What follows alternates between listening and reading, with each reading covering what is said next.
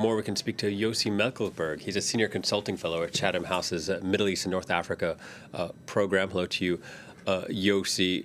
When we're looking at some of the images that we've seen from this fourth round of exchanges and how it's been handled, how would you contrast that with what we saw earlier this week?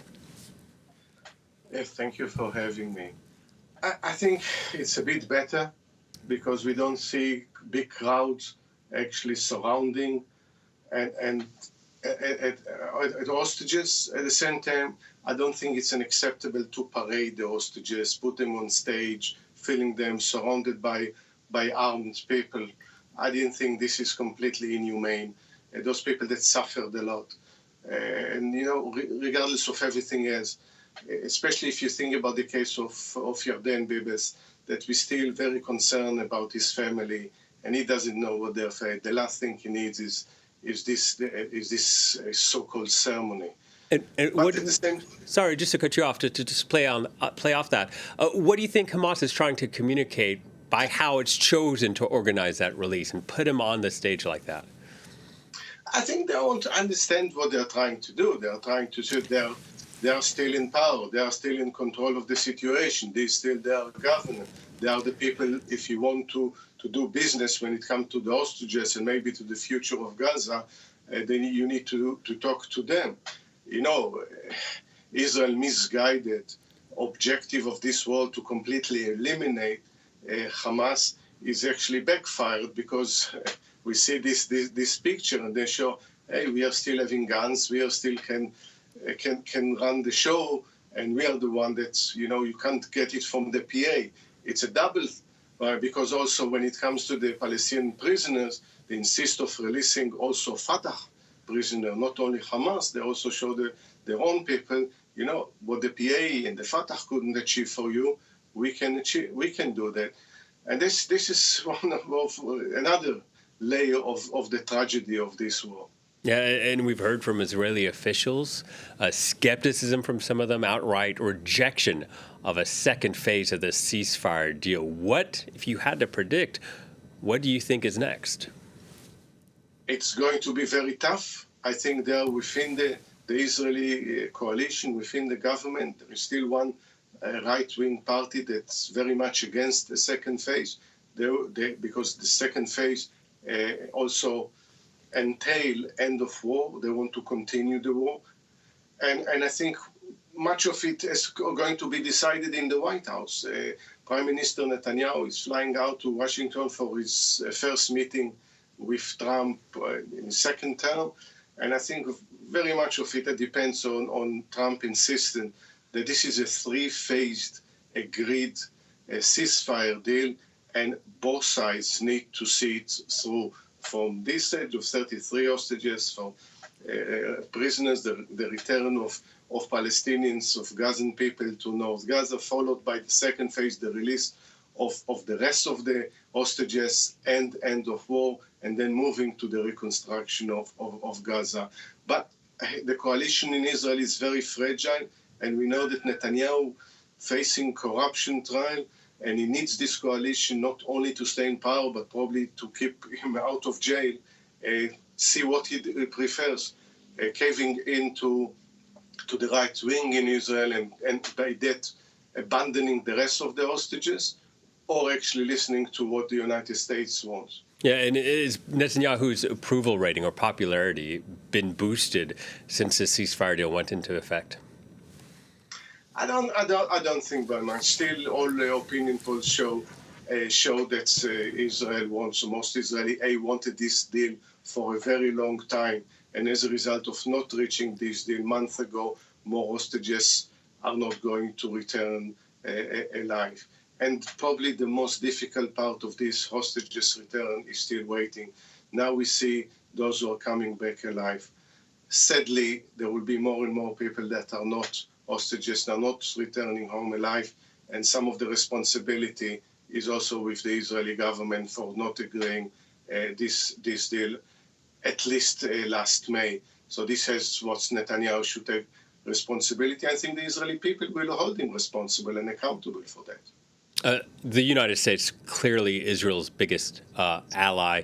But under the previous administration in the White House, under Joe Biden, time and again, we saw a disconnect between what his administration was saying and what Netanyahu's government was doing in Israel. Now, Donald Trump is in office.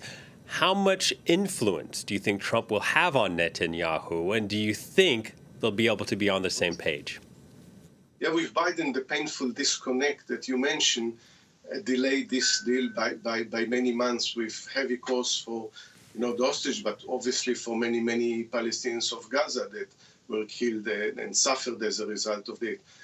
Trump, on the one hand, he talks about bringing peace, and without him and his administration, probably this deal would never happen or been delayed by many months, and he deserves credit for that. But he also sent completely contradictory signals when he talks about Egypt and Jordan accepting hundreds and thousands, if not millions, of people from Gaza and insisting on this. He undermines the Palestinian society, undermines Jordan and Egypt, and also undermines what he says that he would like to see peace. So it's very difficult. At the same time, also agreed again to send to Israel 2 tons bombs, and there are some talks about 24,000 submachine guns that Biden administration decided to suspend. So it's as we expected. But Trump is going to be unpredictable and many times incoherent in his policies. And about that, the incoherent point, I want to press you on. When we hear the language that Trump used to talk about Gaza this week, to talk about clearing it out and sending these Gazans to Egypt or Jordan, what would amount to be a forced displacement, calling Gaza a demolition site, is that sort of language, which is explosive, clearly, is that something that's off the cuff? Or do you think that's something that he intentionally says, that he knows what he's doing when he uses those words? I think our experience with Trump, that empathy is not his strongest point. And I think this kind of language, to look at it as a real estate that needs demolition. We are talking about 2.3 million people that went through hell, the suffering of 16 months now. And to think that, just displace them again against their will. And when they talk that, they're in agreement, it's not agreement with the people. They don't want to go. They want to see the reconstruction of Gaza. This is their home. This is their land. They would like to live in a Palestinian state. And what Trump is doing is being, again, insensitive to them. And again, forced displacement, it goes against international law. It's a war crime. Right. Imminent talks focusing on the next stage of the ceasefire, as we've been discussing. That's supposed to include the withdrawal of Israeli troops from all of Gaza and the release of more hostages. I'm not going to ask you what you want to happen, Yossi, but what do you think will happen? Yeah, sadly, there is difference between the two. I hope it won't. I think, again, much of this depends on the insistence of Donald Trump and his administration. By Monday, both sides is the deadline for both sides to restart negotiating over phase 2. And I think there is a good chance that the Israeli government might collapse as a result of that, lose its support.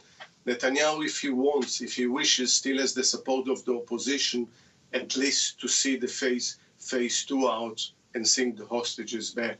But my fear is Netanyahu might prefer his own interest of staying in power than the lives and the future and the fate of the hostages. That's at least the experience of the last 16 months. Yossi, this Saturday, the Rafah border crossing opening for the first time since May. The Hamas health ministry said that 50 Palestinian patients crossed that border to Egypt. How significant is this development? I think it's significant. I think without our fears, concerns that, this ceasefire won't see its 3 phases, we also, in the 2 weeks of this ceasefire, we have seen some good signs. We see the release of the hostages. Both sides adhere to the agreement, also releasing of the Palestinian prisoner, the return of many Palestinians to North Gaza, and now the opening, the humanitarian aid, hundreds and hundreds of of trucks with humanitarian aid entering into Gaza, and now the Rafah crossing, and allowing for humanitarian reason to allow those who got injured to get medical treatment. So we see some progress.